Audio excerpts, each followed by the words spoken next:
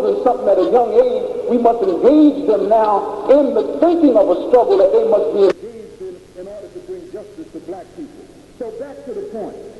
Minister Farrakhan, they see with this appeal. So they're talking about Gaddafi, and right down at the bottom paragraph, 2 paragraphs, it reads like this. The expulsion of the Libyan government personnel from the United States should remove a significant level of support from the terrorist gangs in the United States, which function at a gutter-level troops of the Socialist International. The Gaddafi regime is known to provide the primary financial backing for one Louis Farrakhan of New York and the head of the New York-Chicago-based Muslim cult. Farrakhan is also known to be involved with the Black Liberation Army. 2 BLA members are being sought for the shooting of 2 New York policemen on April the 13th. The Black Liberation Army is known to be nearly indistinguishable from the New World of Islam, a terror group based out of Newark and Jersey City. 2 weeks ago in Chicago, the Libyan-supported apparatus linked to Farrakhan came together under the umbrella of the Black Independent Political Party. Present were the Black United Front, a group headed by Reverend Herbert Daughtry, which enjoys the support of the Community Relations Service of the Carter's Justice Department, Jeff Fort, founder of the Chicago street gang Black Keystone Rangers, who runs a cult now called El Rukin, and Farrakhan himself. Check it out now, which is a total lie. Okay? But this is how they want to portray the minister, because they want to, this is a warning to their people. This is saying to their people, the one you got to watch is Louis Farrakhan, because he's bringing something back that seems to be attracting black people. So in order to instill fear in certain blacks and fear and an on-guard position among whites, they describe the minister as being backed by Gaddafi, and then Colonel Gaddafi is painted in every paper in the Western world as some mad terrorist out of Libya with a whole lot of money, and he's feeding groups around the world that's causing trouble for white folks. That's the bottom line. So I'm saying that before I introduce my brother, so that you will begin to focus and zero in that God didn't intend for us to stay here and suffer like this forever. That's right. And God now is giving birth to a generation of young black brothers who have no fear. They're not insecure with where they're going. They're ready to do what is necessary to bring justice to black people of America. All praises be to Allah. So brothers and sisters, I want to introduce a brother that I had the opportunity to meet in Detroit. You've seen him in the paper, and I read a black paper today. I told him from another city where the black writers always want to be balanced. I want to show both sides. If you're a black man, show our side for once. You're trying to impress your white boss that you're all right. No, you got to take a side or position. You can't be neutral. It's your people that are suffering. So don't ever come with the enemy side.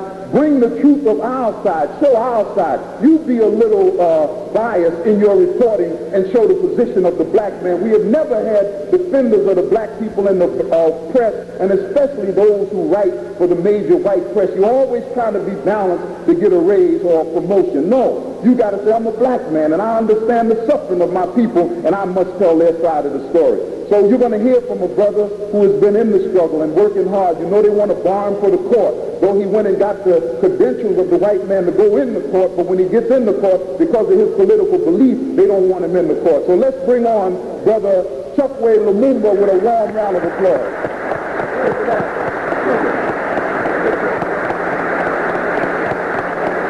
You understand the master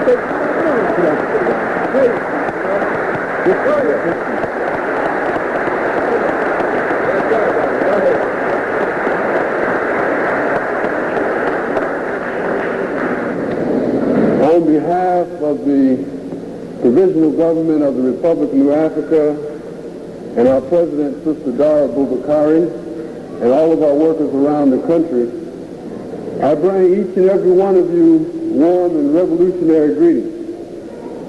For those who are Muslims who are in the house, I say to you, Assalamu alaikum. To those who have chosen Kiswahili as the Pan-African political tongue, I say Jambo Habarigan. And for those who choose to continue the ordinary New African or black street salutation, I just say, hey.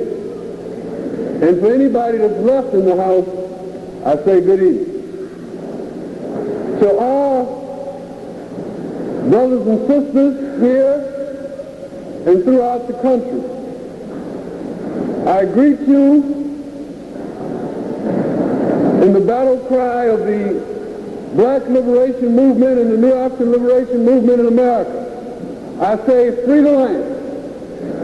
And all of us must understand, as I'm sure that the Nation of Islam has expressed and understands, and as the Republic of New Africa understands, and as this thing that we share in common is the ultimate value of land. Yeah. And if you're talking about land, then you have to be talking about independent land. That's right. If it's not free land, then it's not worth anything as land. If you don't control it, then it's not worth having it. And so when I say free the land, then you should say free the land. Free the land. Free the land. Free the land. To the nation of Islam, who have made this event possible tonight, and to Minister Louis Farrakhan, to all of you who have joined us here to share with us the messages that we bring, and who are here to participate and to support the struggle which we are engaged in. To the National Black Human Rights Coalition, the Black United Front, and other organizations in the New York area who have in the past and who will at present and will in the future contribute support of our freedom fighters,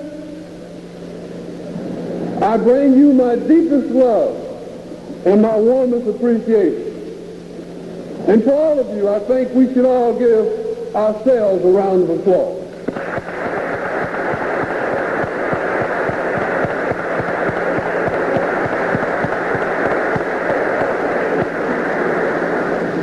Tonight is an important night. That's right.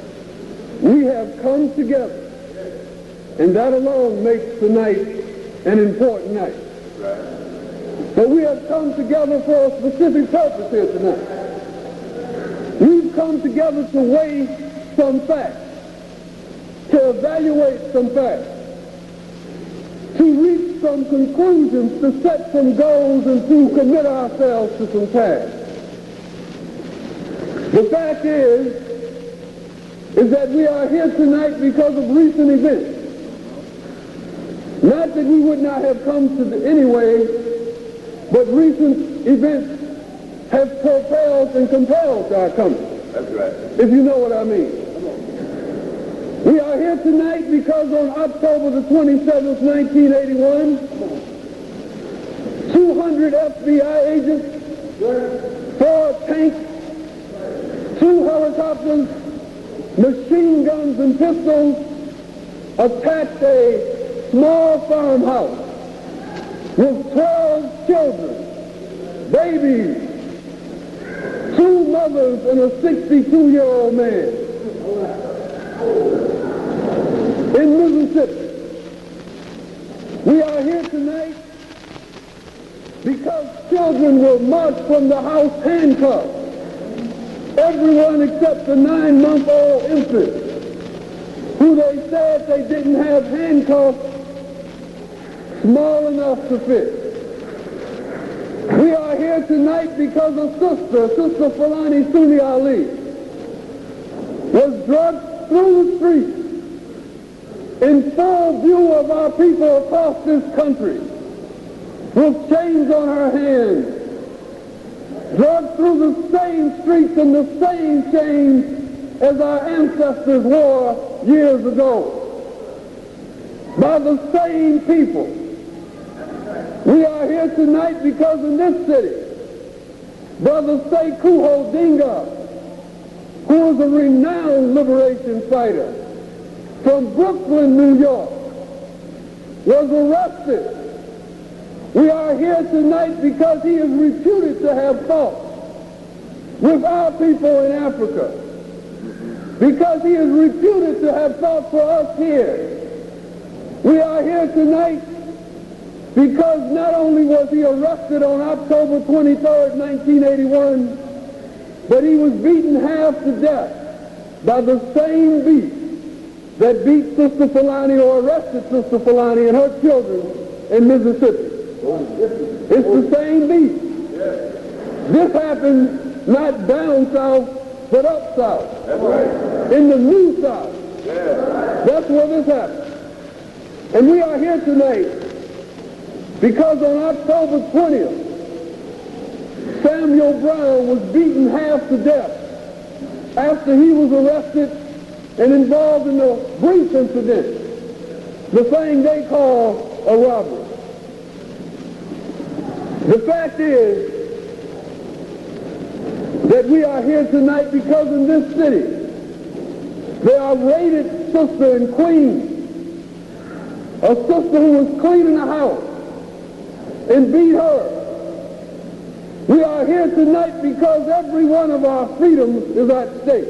Right. We are here tonight because if Sister Fulani was arrested in Mississippi, you could be arrested here. That's right. We are here tonight because we have been here for over 400 years, encountering a prolonged period of hostile aggression by an enemy. That's right. We are here tonight because what has happened recently, what has happened in the past, what is happening at present, and what will happen in the future until we put an end to it. That's right. We are here tonight not just to talk about racial discrimination, brothers and sisters. We are here tonight not just to talk about civil rights violations. We are not here for a dialogue on civil liberties. We are not here to talk about whether you can go into restaurants with white folks, or whether you can walk next to white folks, or whether you can sleep next to white folks. That's not the subject of our discussion. That's right. Because, see, when they stick machine guns in the face of your baby, when they handcuff your sister, when they beat your brother in the street, when they raise tanks at your liberation fighters, then we're not talking about a mere matter of prejudice or discrimination. That's right. We're talking about a war. Yes. We're talking about a war.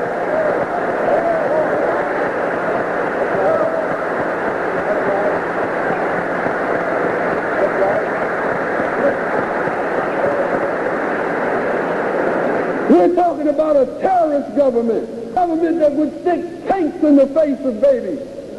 We're talking about a government that would shoot you down in the streets of Newark in 67, and shoot my people down in the streets of Detroit in 67. We're talking about a government that would look at a man cutting hearts of our people out in Buffalo, New York, look at people shot on TV in Greensboro, North Carolina, see a man beat to death in Miami and beat to death in New York.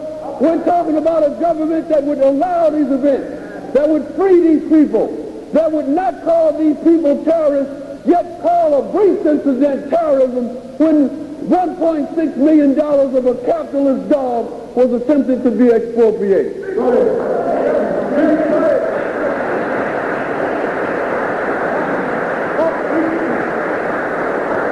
We're talking about a government that's got a demented and a distorted mentality. We're talking about a racist government. We're not talking about a mere matter of prejudice. We're talking about a war being raised by a racist army, a racist nation, and a racist exploitative government and economic system. That's what we're here to talk about tonight. And if you didn't come to talk about that, come on, then you better listen or leave, because that's what we're here to talk about. Now, we are people in war. Now, some of us may not be at war, but we are all in war. Because it's not up to you whether you're in war, because when they snatched the first African slave from the continent over 400 years ago and brought him here, we were in war.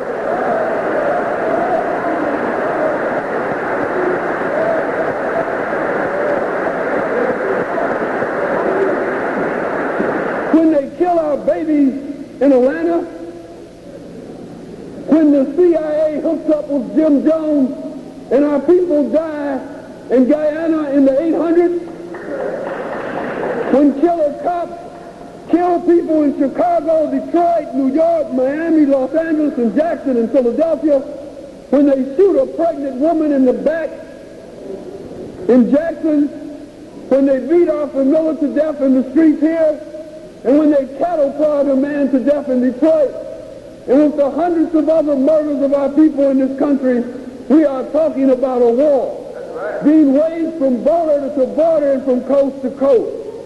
In Buffalo, when they cut our hearts out, and in Boston, when they killed 14 black women, we are talking about a war when 50 Ku Klux Klan camps begin to prepare around this country. A war. Now you imagine that. 50 Ku Klux Klan camps training around this country. And some people say that they're going to petition the United States government to stop the Ku Klux Klan. 50 Ku Klux Klan camps, excuse me. Sometimes I get the police and the Klan confused. Yeah.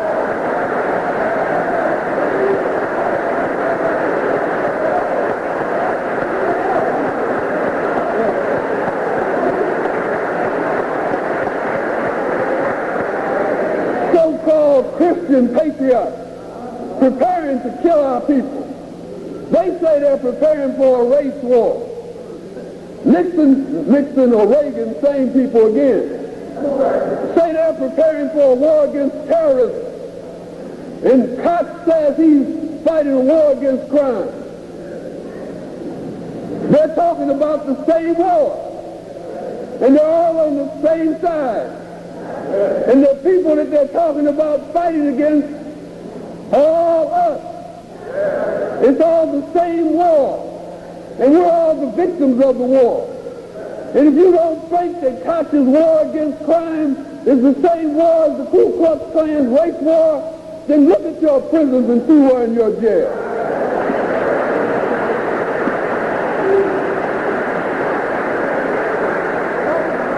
If you don't think that Reagan's war against terrorism is the same war as the Ku Klux Klan's race war, then look at the recent incidents. Look who they call terrorists. And look at the books that they have published that list the terrorists. You're at this meeting now. Welcome to the family. You're a terrorist now.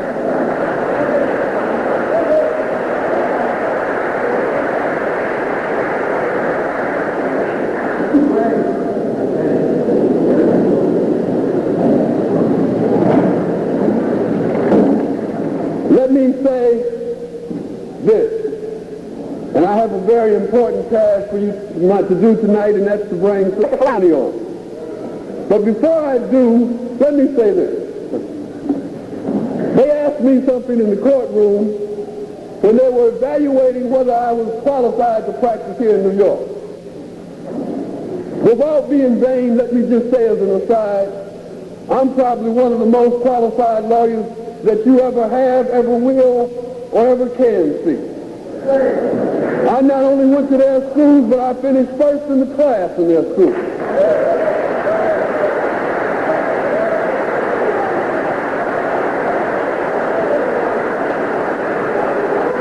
They're talking about me trying to break Sister Fulani out of jail, and I told them the day before she left jail that they don't send me in for that. Because I don't have to sneak them out the back door, I walk them out the front.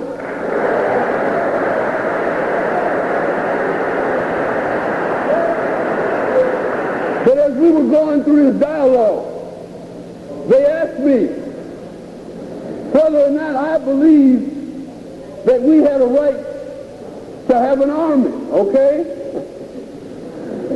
And I'll tell them like I told you. I'll tell you like I told them. What is it that people at war need, right? If you're at war, what do you need? If the Irish need an army, because they live in ghettos. What do we need because we live in ghettos? If the USA could create Minutemen so they could fight over the price of tea, taxes, and who to control the slaves, then what do we need to protect our babies? Yes. Do we need an army? I'm a political scientist, a historian, and a lawyer. I would be less than a historian to tell you who have had 200 million of your people dropped in the Atlantic Ocean at the onset, thousands of your people lynched, and hundreds of your people killed today, in a country that is united with the people who are killing our people. I would be less than a historian not to tell you the truth. I would be less than a political scientist not to say that in the day of Reagan, when the arteries of the United States system is tightening, when fascism is full force, when they are cutting your babies off of social services programs that they are only on in the first place because they have never paid us our reparations, I would be less than a political scientist not to tell you the truth. I would be less than a lawyer because as a lawyer I know your problem. You come to me every day. You come to me to talk about what happened to you on the job, what happened to you in the street, how you were beaten and how you were abused. You come to me when I can help you and when I cannot help you. I would be less than a lawyer not to tell you the truth. And they can just bar me in the morning, but I will tell you tonight, you need a black liberation army.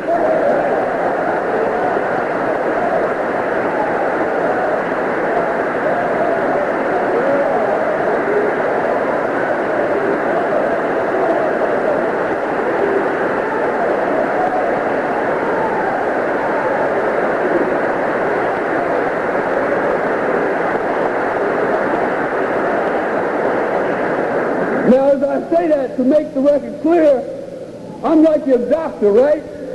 If you got a disease, then what I do, I diagnose the disease. And I tell you what you need. Now, I don't need to tell you whether or not you need to get what you need. That's up for you to decide, right? I'm not telling you to do anything. I'm just telling you what you need. I'm not the pharmacist, so to speak. I don't have the prescription. I'm just telling you what you need. Now, I assume you can find what you need if you really look for what you need, right?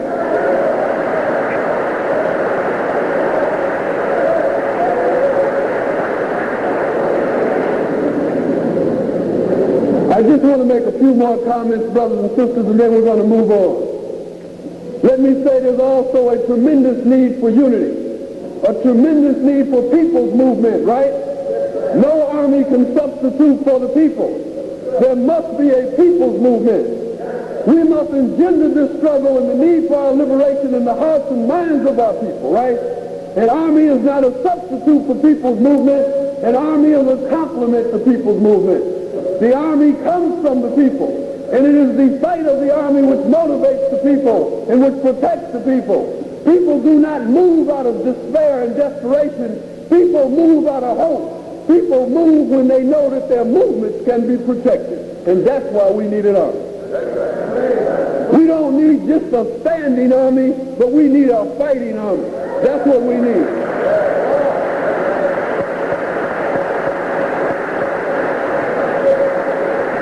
The importance of this event tonight, we're hearing the Honorable Minister Louis Farrakhan and having a chance to share some time with us, is that it is a mark of unity. And we will continue to march in this line of unity. We will use this case to do what they don't expect to be done. See, because what they want, by accusing us all of being terrorists, what they want to do is to scare you so you won't unite with me, right? They want to scare all of us. They want to say, Black United Front, don't unite with National Black Human Rights Coalition. Provisional government, don't unite with Nation of Islam. So we're going to turn the trick on them. Yeah. We're going to come back on them. Yeah.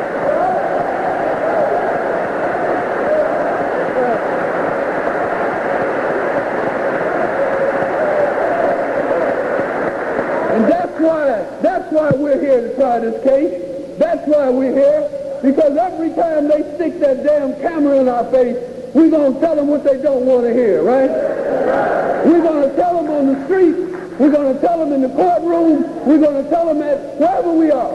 That's what has to be said, and that's what will be said. The judge accused us of trying to create propaganda in the courtroom. You imagine that. That racist dog hypocrite. You imagine that. A courtroom which has been used for propaganda for over 200 years, right? A courtroom which they have used and debilitated and deteriorated. A courtroom where they have mocked laws and laughed and spit in our face and used all types of racist, derelict propaganda. They're going to accuse us of using the courtroom as propaganda because we tell them the truth. Isn't that a truth? But no, we're going to use the courtroom and everything else in the interest of the unity of our people. Brothers and sisters, at this time, I would like to bring to you a sister to speak. Now, when I do, I want you to give her a certain type of response. Because we must respect our people who have been under pressure. We must respect our people who have deserved and warranted respect by their actions. We must respect our freedom fighters who still fight, even at the hands of the oppression of the enemy. On Monday, let me say, before I leave also, on the 30th of November, we want you to show Sister Fulani, Sunni Ali, Sekou Odinga, and others support by coming out to the federal building.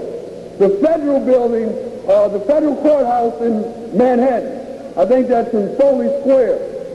We're going to have a demonstration there starting at 9 because they're going to try to take Sister Fulani before a grand jury without her lawyer.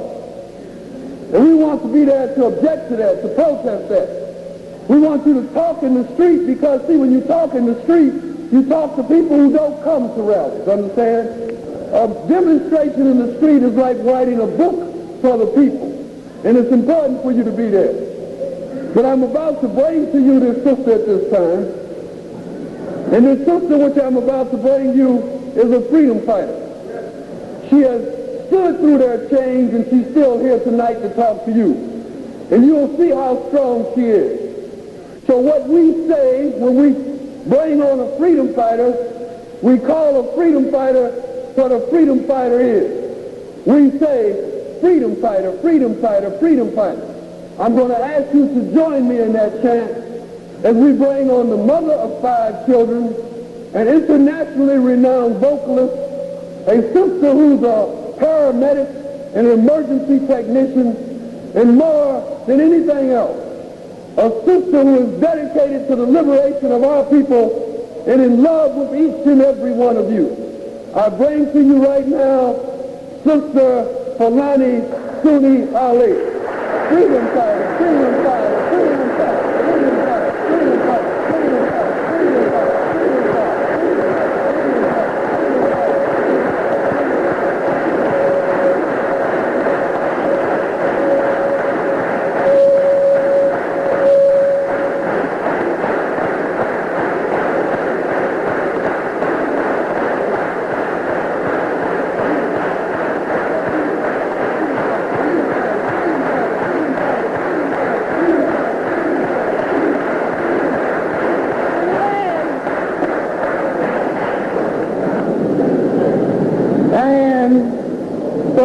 To be here with you tonight.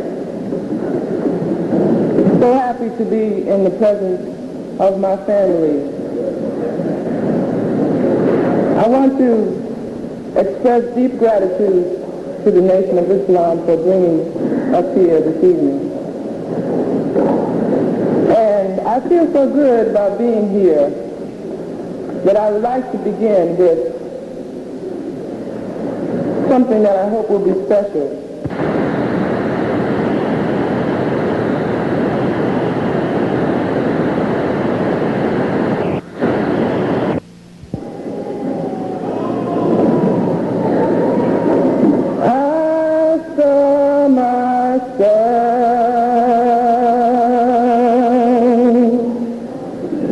In a vision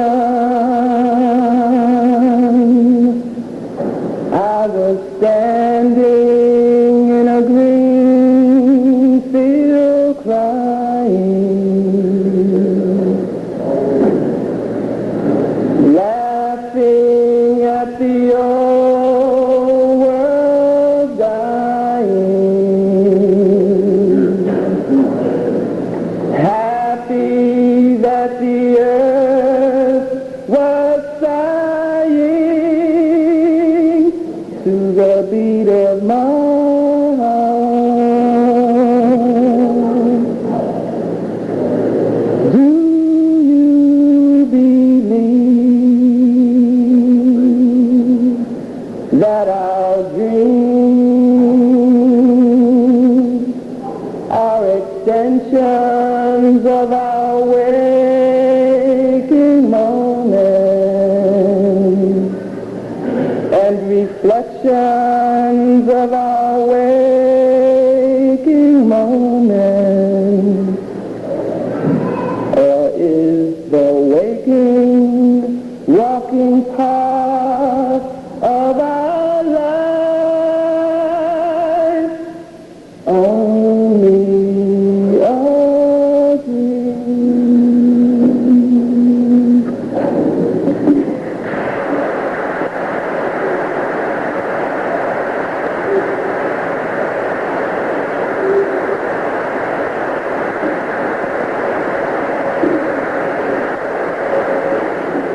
That song was written by one of the greatest griot musicians to live in this century. He is my husband, Bilal Sunni Ali.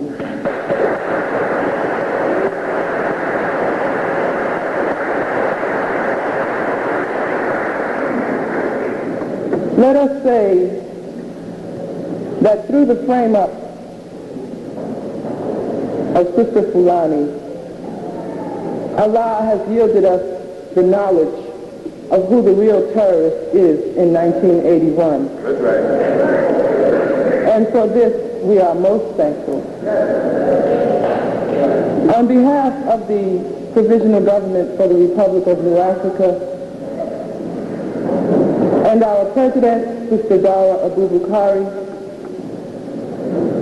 and always now, when I speak, I include, on behalf of my slain brother, Ntuyari Shabaka Sundiata,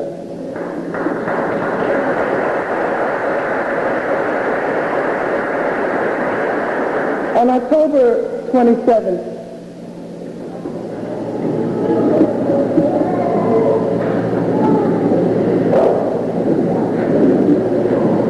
the United States government sent a small army, a detachment of 200 male and female terrorist FBI agents and special SWAT terrorist forces. They all wore bulletproof vests and carried automatic and semi-automatic weapons. They came with 4 military camouflage color tanks and 2 Air Force helicopters. They called to us over a bullhorn saying, "You in there, this is the FBI. You must come out with your hands up. You are surrounded. You must evacuate the house." They repeated this without pause until we all came out. When we first heard them calling on the bullhorn, we began waking the children. It was 6 o'clock in the morning. We were dressing them warmly, putting on their coats, and we decided that when all of us were ready, we would step out onto the porch together. There were 3 adults in the house. Sister Jerry Gaines, the sister who we were visiting, my father, Brother Alajo Adegbalola, and myself. Sister Jerry has 8 children, all who were there, and my father had brought my little brother with him.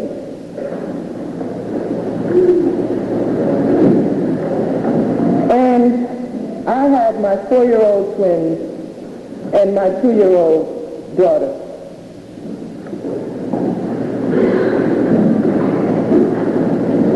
My father was in front of all of us as we stepped out onto the porch. He was holding a 9-month-old baby named Kamal Kambui. They called for Elijah to step off of the porch.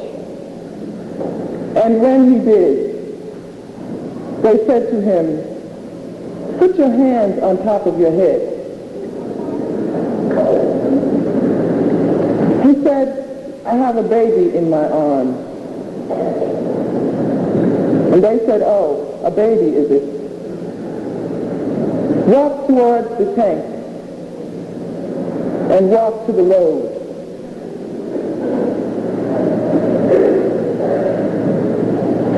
Well, it was at this point that we really feared for the lives of Brother Elijah and the 9-month-old baby,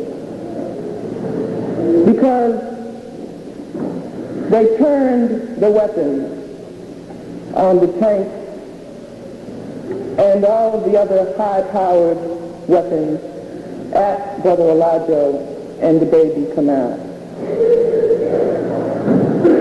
Because we were afraid they would be killed simply because they did not want to believe that he was carrying a baby.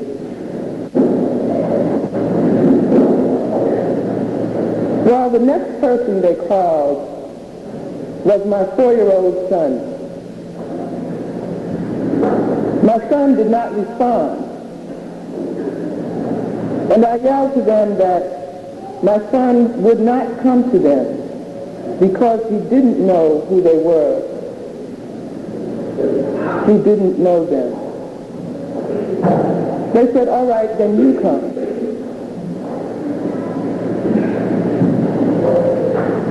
Well, I stepped off the porch and my 3 babies followed me. Sensing danger and being afraid and wanting to be with their mother, they followed me. They yelled to me, "You must come alone." I asked the children to return to the porch, but they wouldn't. They said to me again, "You must come alone." And at that point, they turned all those weapons on me and my children again. I yelled to the children to go back to the porch now. And reluctantly, they went.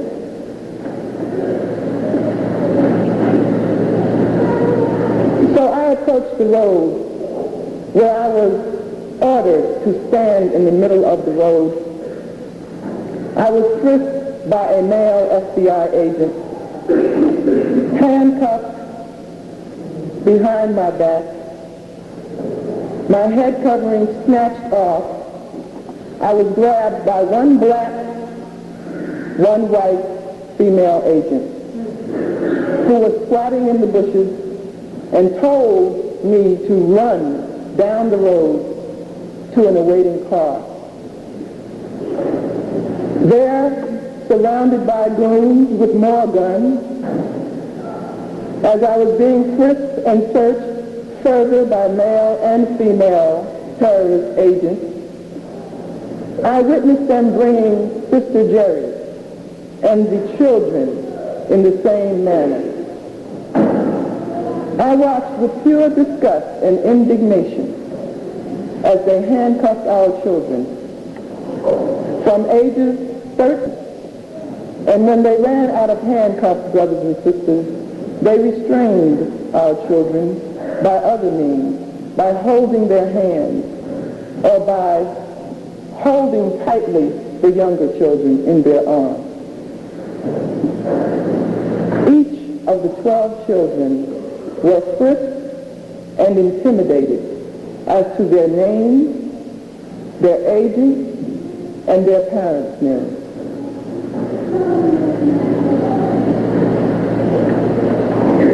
All of us, including the children, were taken to the little country jail and further intimidated and questioned. Because I would answer no questions, I was quickly snatched up and further intimidated and taken to the FBI office in Jackson, Mississippi. I found in Jackson that they were willing to say a little bit about why I was there. First, I was fingerprinted and photographed. Finally, I was told that I was charged with bank robbery conspiracy in the Brinks case in Nyack. I was not shown any warrant or charge. I requested my attorney for the second time, and after 4 hours in captivity, I was allowed to call attorney Linda Robinson to tell her that in just 1 hour I would be arraigned before a U.S. magistrate. So the conspiracy on the part of the U.S. government carried out by military force was being backed up by its legal system. I was arraigned and held for a ransom of $500,000. I was taken to the city jail and kept around the corner from a 5-time confessed white murderer. His bail, $150,000. In 2 days, the U.S. magistrate gave 12 hours notice to my attorney that my scheduled bail reduction hearing the next day would be a removal hearing instead.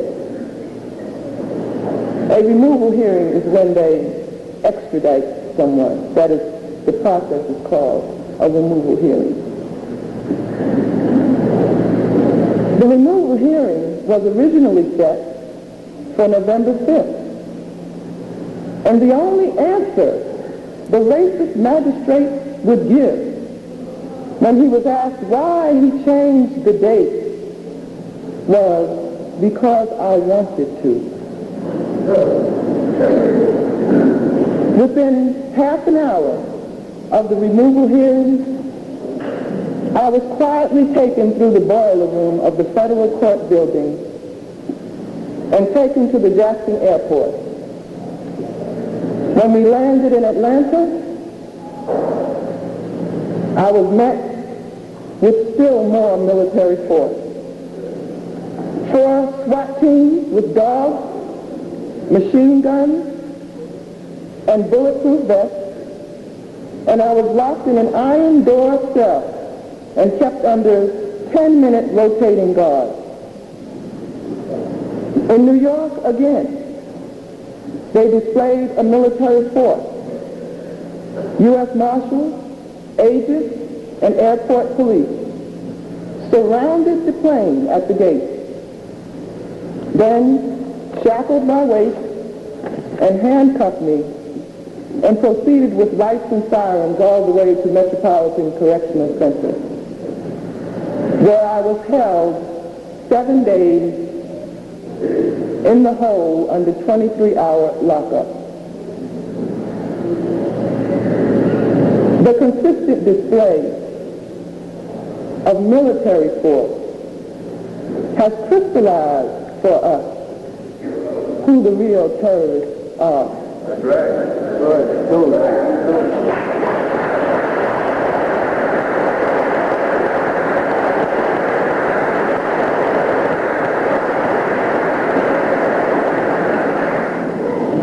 The legal definition of terrorist: use of terror, violence, and intimidation to achieve an end. Fear and subjugation produced by this. A system of government that uses terror to rule, conquer, subdue, and enslave. We find terrorism not in freedom struggle,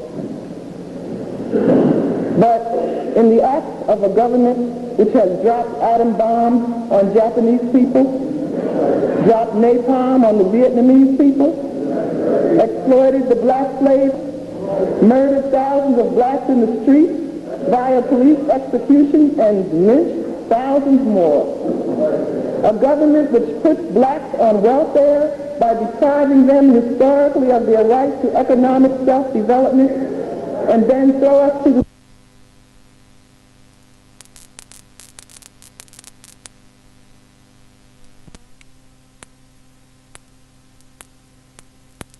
via police execution and lynched thousands more.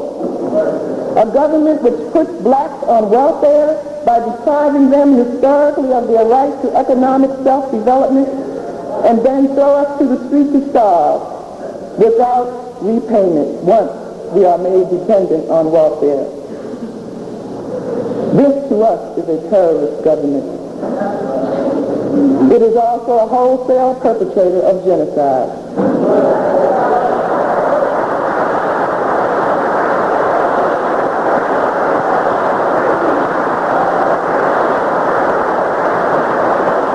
We don't respect it, we don't support it, and despite its extravagance,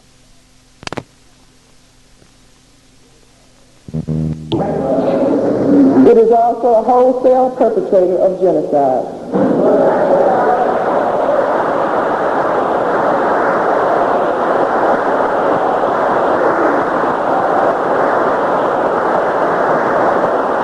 We don't respect it, we don't support it, and despite its extravagant military might, we are not intimidated by it. That's right.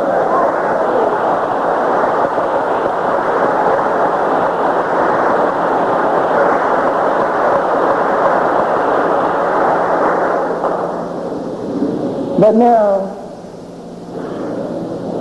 we know that persecution, brutality, and injustice against black women has always been a tactic used against the black nation to demoralize us, polarize us, and discourage young black women from aspiring to be freedom fighters. The history of black women as freedom fighters has been systematically kept from us so that we would only have the European concept of women's roles to aspire to.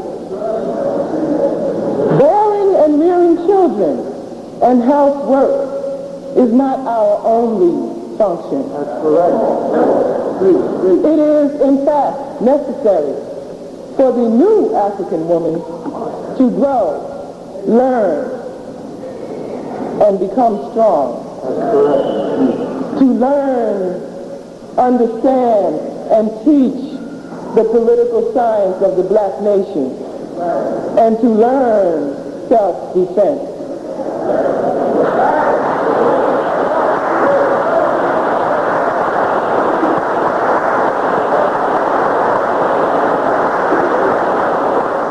Sisters, our history as African women freedom fighters indeed dates back further than our kidnap and arrival in chains on American shores.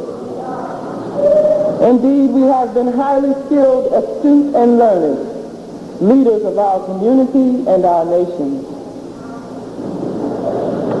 Even before the plantations and the Mayflower and the slave trade, in fact, before the Western world knew civilization, our women were courageous and educated enough to inspire and participate in the African independence movement, become scientists, doctors, religious leaders, heroines, and conquerors. It seems appropriate to speak about a little history. Ethiopia appears in the writings of the earliest recordings of historians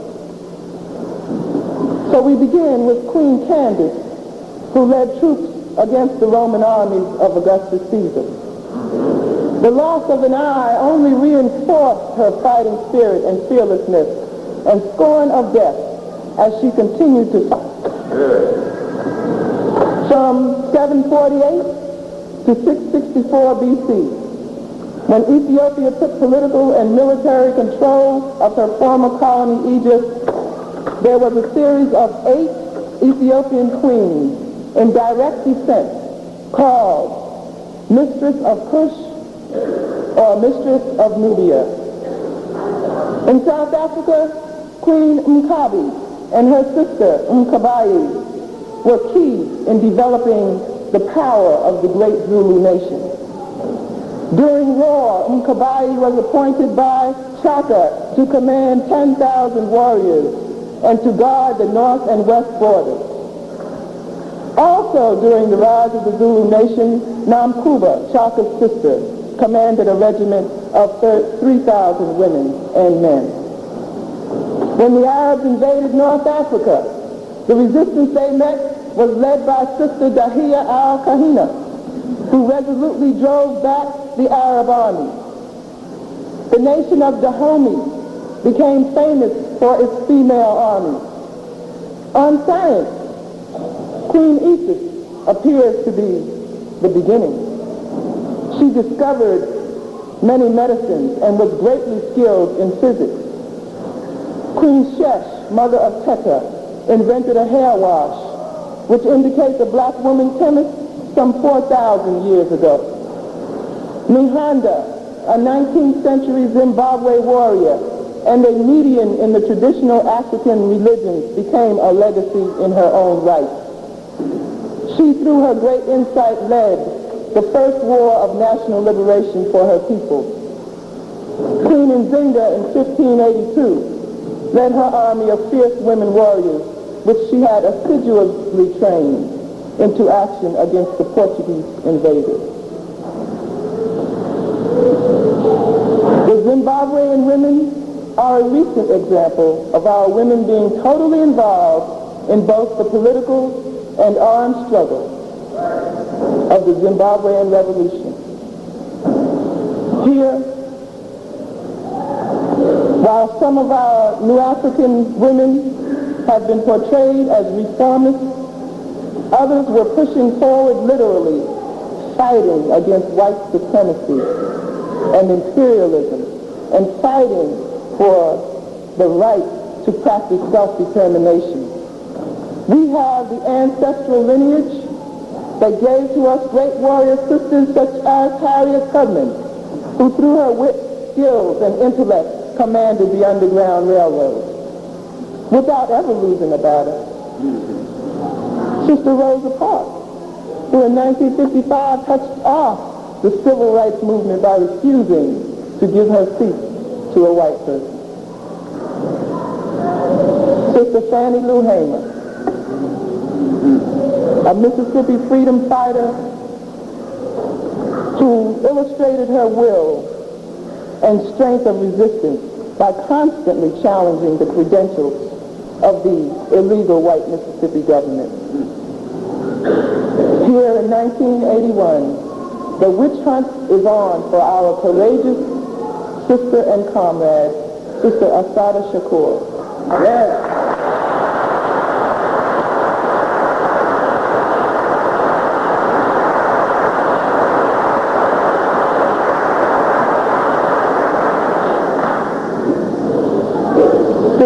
Sister Assata, who has for the past 10 years or more been the victim of all kinds of humanly unthinkable dirty tricks by the federal, state government. Brothers and sisters, once we make a historical analysis of who we are and understand our traditional greatness, we can proceed with righteous conviction toward the building and maintenance of our New African nation. We must always keep in the forefront of our minds that is the resistance movement, as some people call it, the Black liberation movement, the struggle for freedom, the Nation of Islam, the Republic of New Afrika, the Black Liberation Army cannot be destroyed.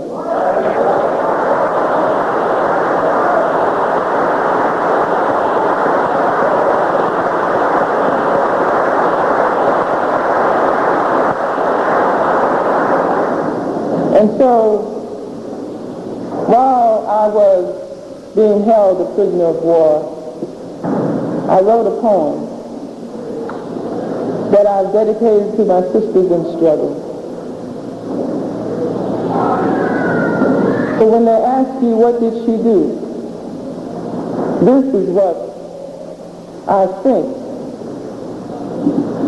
should be the answer. What did she do? She became black. She became a new African. What did she do? She studied, she learned, she trained. She was a teacher. What did she do? They say she killed, she robbed, she ran, I think. What did she do? She became Sojourner, Harriet, Bethune, Fannie Lou, Clara, Nzinga, Asaka, Josina. She became a new African woman. Long live the Black nation. Support the struggle for land. Educate and train our children. Support the struggle of the prisoners of war. Remember to pray and continue to struggle on behalf of our brother who has been brutally beaten, our comrade, Brother Sekou Odinga, and to support the combatants captured in Nyack, New York. Come out to the demonstrations at the grand jury to oppose this illegal grand jury. This grand jury intends to put me back in the Metropolitan Correctional Center because, only because, they find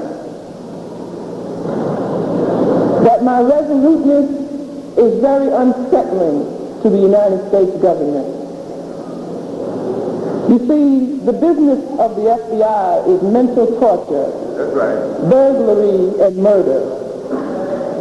These are their trademarks. They tried to take my spirit.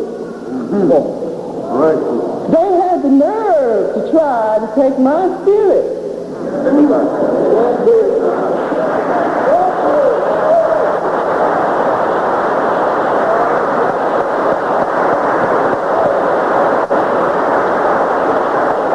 Although I looked angry to y'all on television, I was laughing all the time because I knew that we were going to win.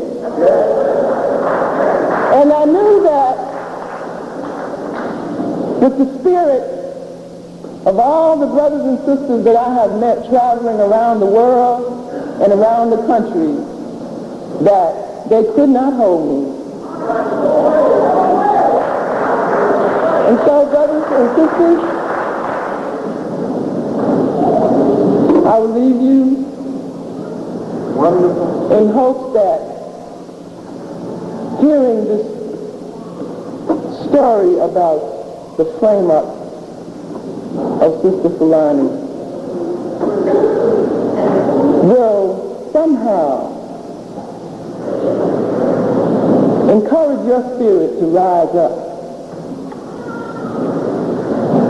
Rise up and see what's going on and take your place, whatever it is, in this freedom struggle. Free the land. We will win. Assalamu alaikum.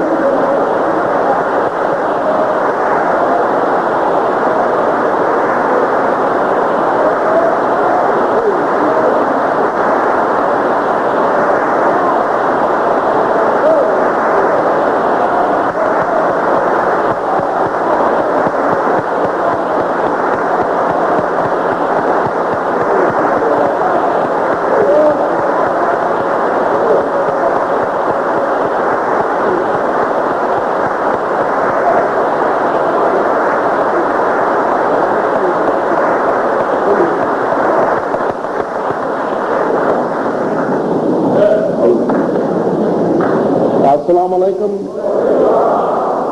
Brothers and sisters, you've heard Brother Lumumba and Sister Fulani Ali, two strong, courageous black souls.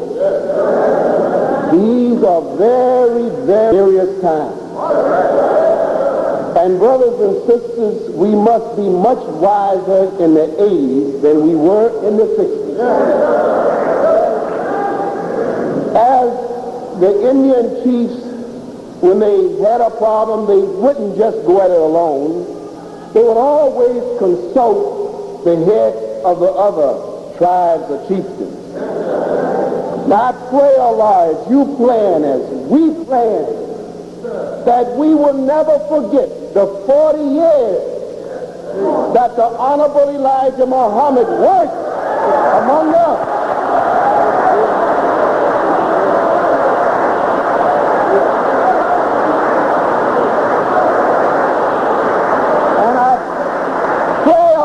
Brother Lumumba, Sister Fulani Ali, and all the leaders, don't just go out there and just walk into his way, but the Honorable Elijah Muhammad prepared one for this day. And when you plan, always include our brother to sit down and the talk in the council with the job that the Honorable Elijah Muhammad left for us. It would be so sad to see any of us shot down needlessly. Oh, if we died, let us die fighting for the cause of welfare.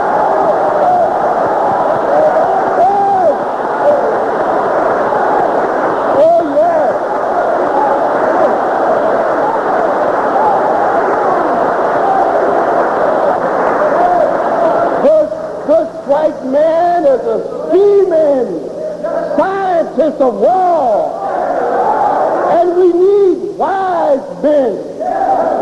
We need the wisdom with the strength. And oh, brother Lumumba, Sister Fulani Ali, and all the great ones throughout the land, let us sit down together. Let us not do as we did in the 60s. Let's never let them divide us again.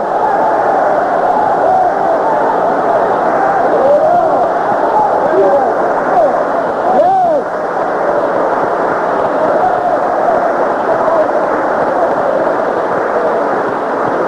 There was one and there is one that walked this way, and he did not get a scratch on him because he followed God's way.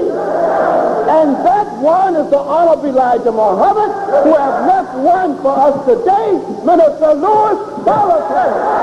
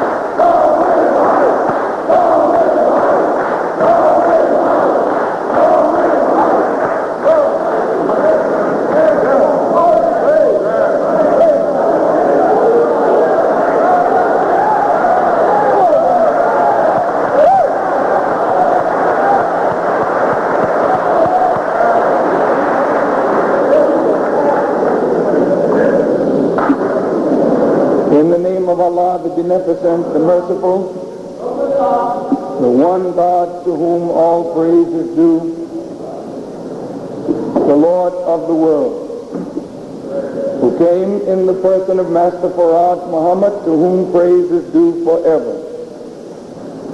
And in the name of his true servant and last messenger, our beloved leader, teacher, and guide, the messenger of Allah, the most honorable Elijah Muhammad, I greet you, my beloved brothers and sisters, with the greeting words of peace in the Arabic language. Assalamu alaikum.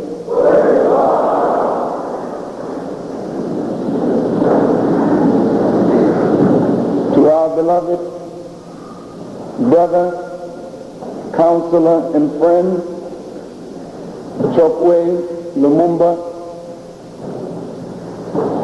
to our beloved sister, freedom fighter, mother of the struggle, Sister Fulani, Sunni, Ali, to the members of the Republic of New Afrika, my beloved brothers, I'm honored and thankful to Almighty Allah to be blessed to be in your midst once again. I have enjoyed being with you for the last 6 weeks.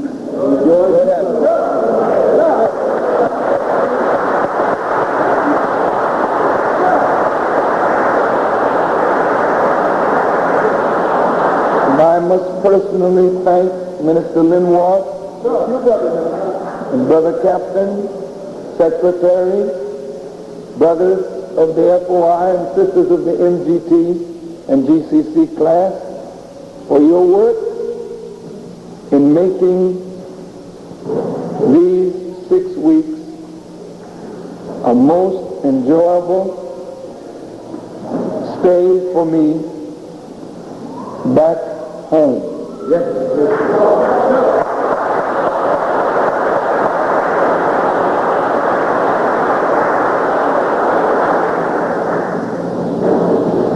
When we had our first convention last year,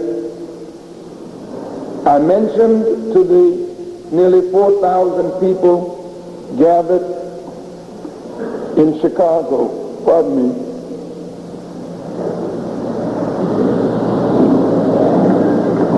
that the Nation of Islam would not be an exclusive group, but it would be an inclusive group of all black people in America and throughout the world.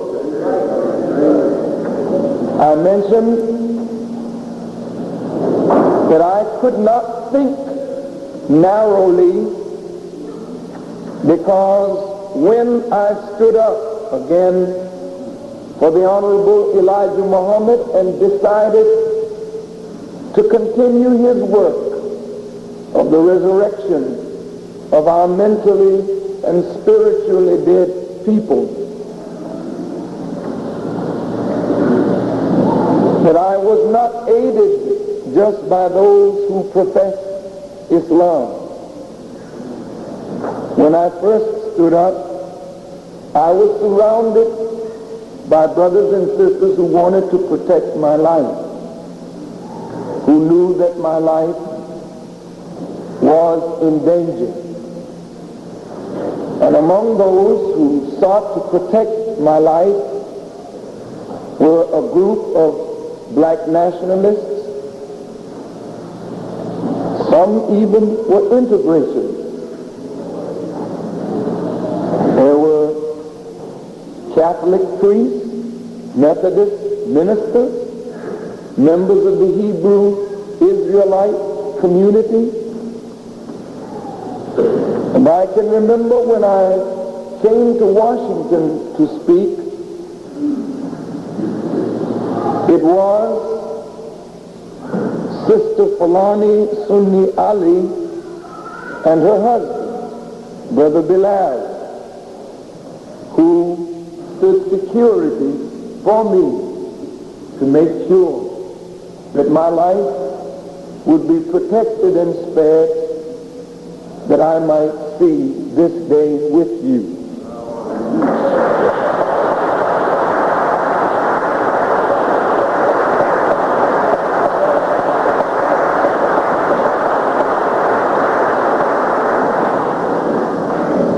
I was invited to her home where I met her children, and she fed me.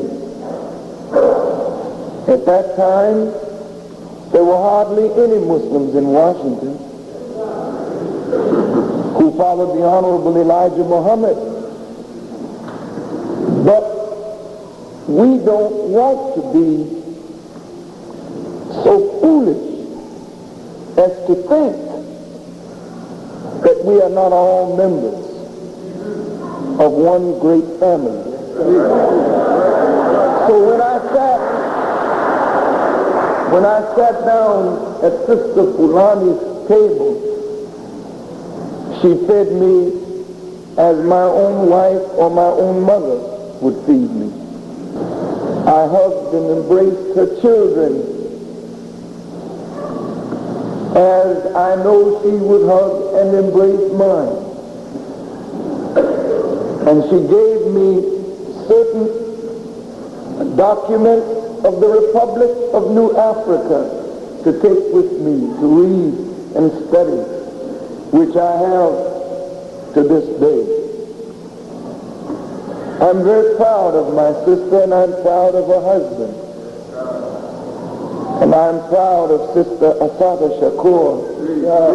And I'm proud of the members of the Black Liberation Army. And I'm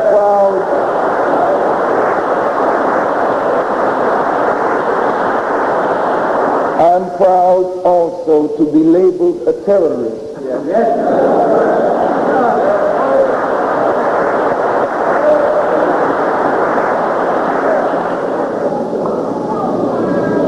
I had to show Sister Fulani Sunni Ali our solidarity with her,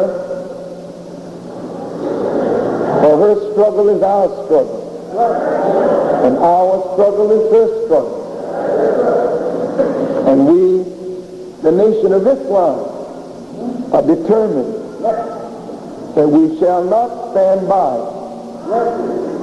and allow the white press and the government to label black men and women who struggle for our freedom, our justice, and equality to be labeled as terrorists or anything else that the government wants to put on them. We must show a united front and a united back.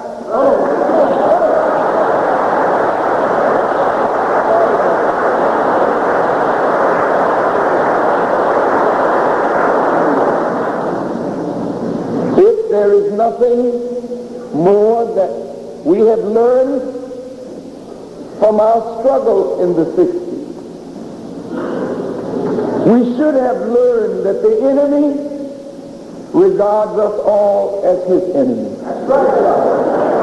And we should have learned by now that the enemy never wanted to see black nationalists of any persuasion or black people, period, come into any form of unified action.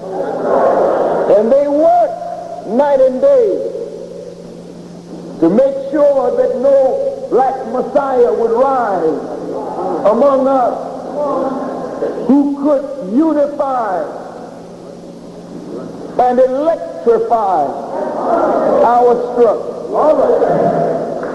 But the beast, as always, is late, too late, too late. He wrote down that he thought Stokely Carmichael was the Messiah. He wrote down that he thought Malcolm X and Martin Luther King and Elijah Muhammad was the Messiah. So poor Brother Stokely, they set agents around about him. But thanks be to Almighty God, Allah, Stokely is still strong.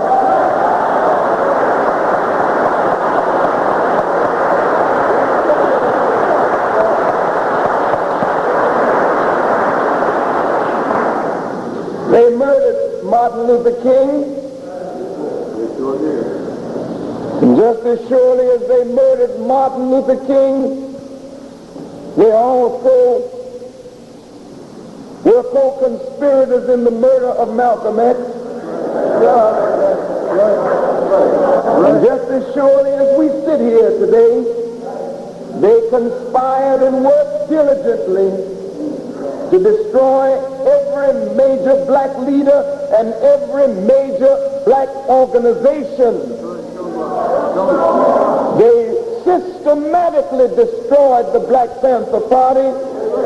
They systematically worked to destroy the RNA. They worked to destroy the Nation of Islam. But look, here we are.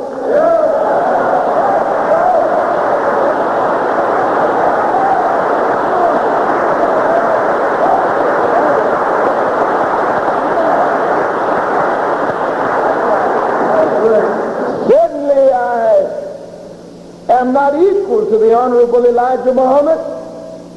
Certainly, I'm not able to even unlace the shoes of his feet.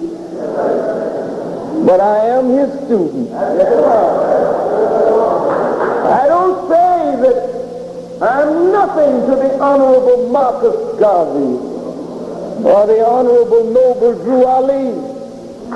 And I don't claim to be the equal of Malcolm or King or none of the great warriors who lived and died before I was born. You say there's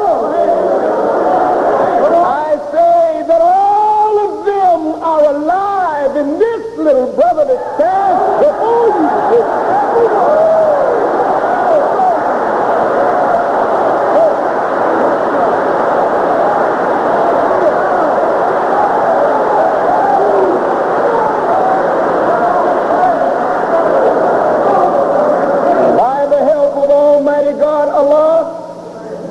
I will not be unfaithful to the baton of their legacy that I have in my hand and you have in your hand today. For we are at the culmination of it all. We are at the time that Denmark Vesey wanted to see. We are at the time that Nat Turner wanted to see. We are at the time that they planned for, plotted for, but we are alive now in the final decade of white supremacy. This is the end, brother, of their rule, the end of their time, and many in this audience will live to see the United States government buried in the ashes of history.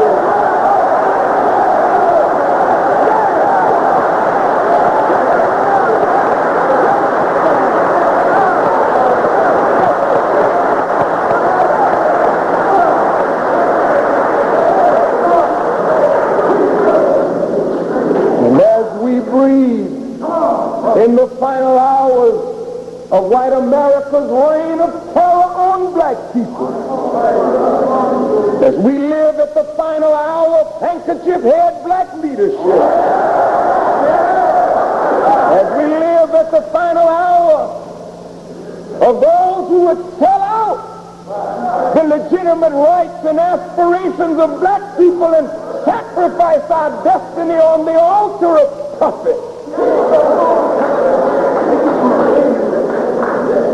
It is equally true that many of us who meet here today will not be alive to see America buried in ashes,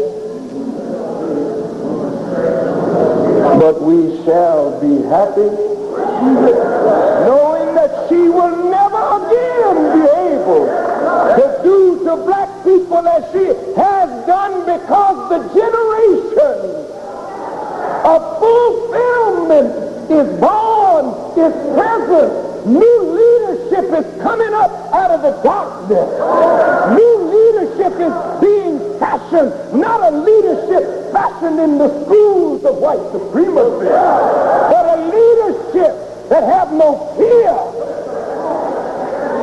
A leadership schooled in military strategy that will make Hannibal come back from the grave and bow down.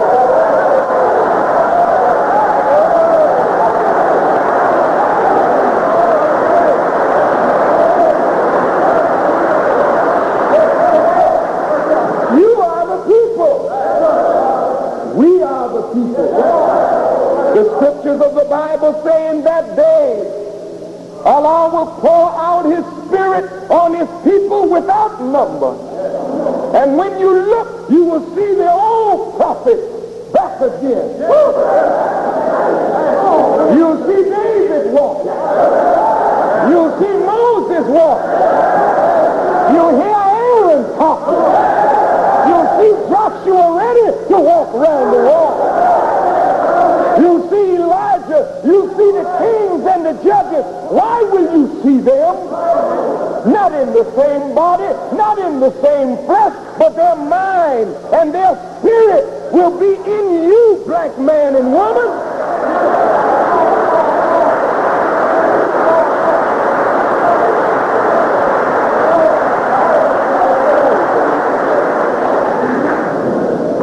So, in my final meeting with you tonight,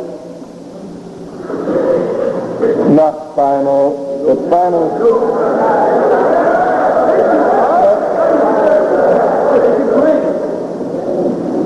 I'm going away for a while to continue the work on another shore,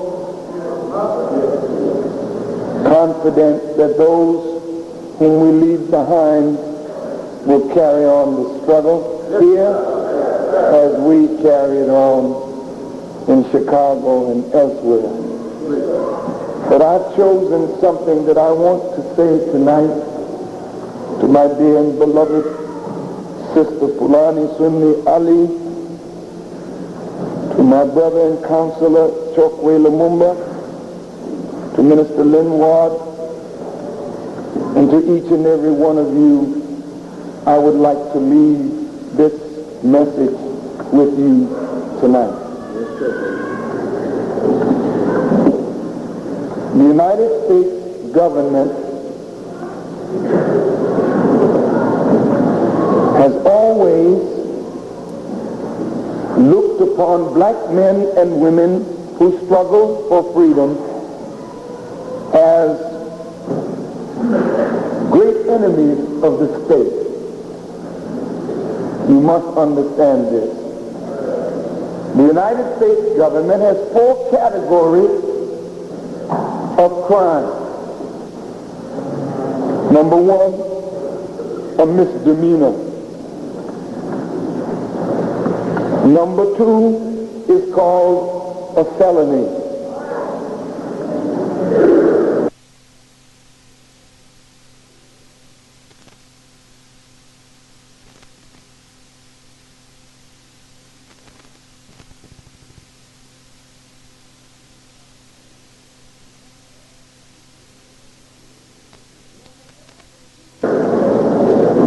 Number 1, 2, and 3, she handles very well. But the one she fears the most is the 4th class, and that is heresy. What is heresy?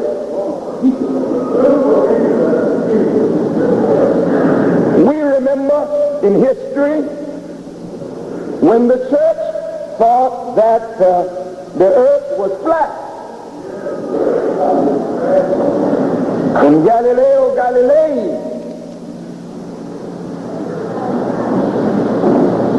who believed that the sun was the center of the universe and not the earth, as the church also believed, was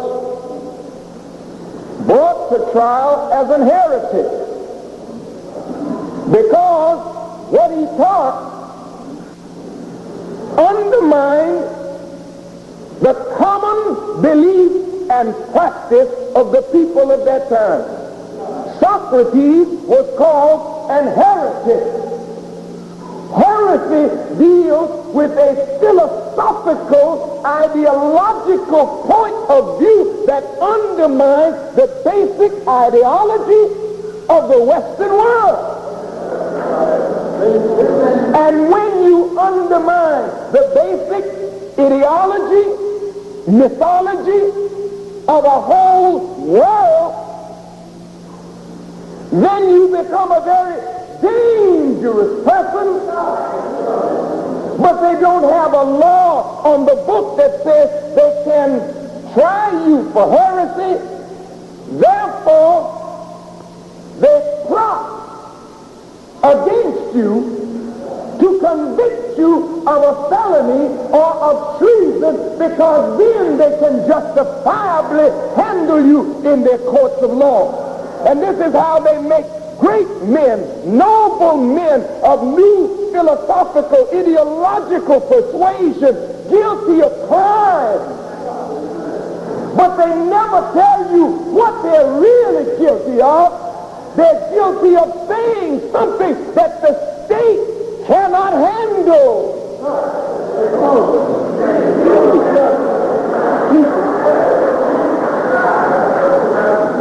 The state can handle you as a dope seller.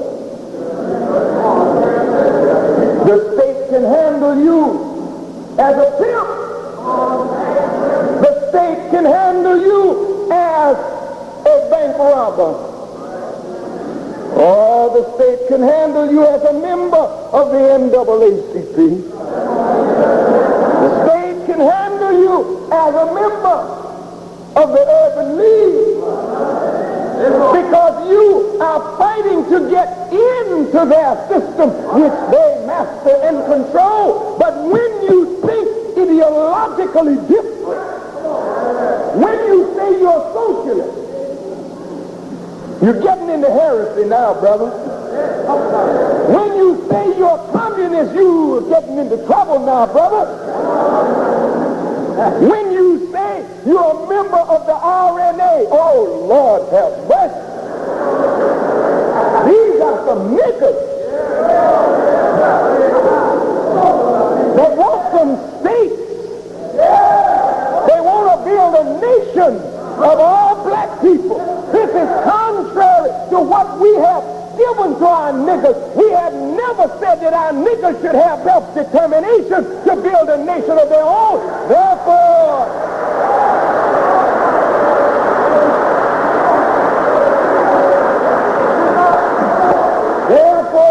when you believe and become a member of the Republic of New Afrika, this is heresy.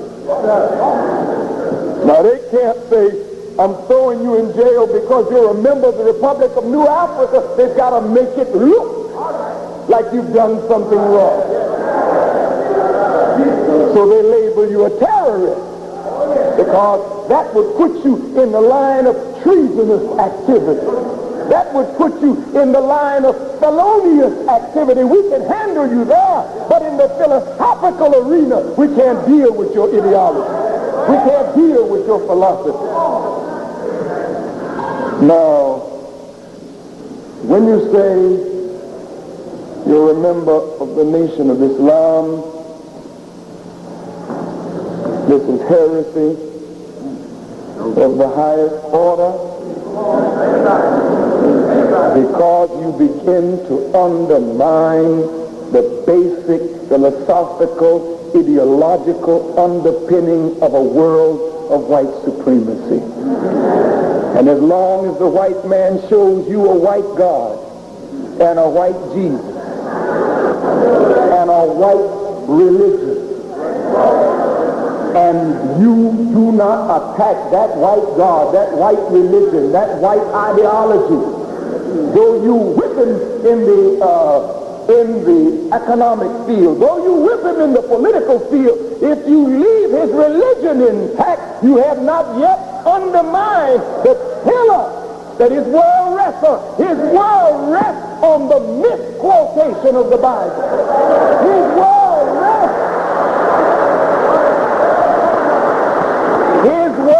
rests on a white Jesus who is the son of a white God who have some black slaves who hate to be black because they want to get into the heaven with that white Jesus and that white God. And so the Honorable Elijah Muhammad was a heretic of the highest order because for the first time in the history a black man said, who is the original man?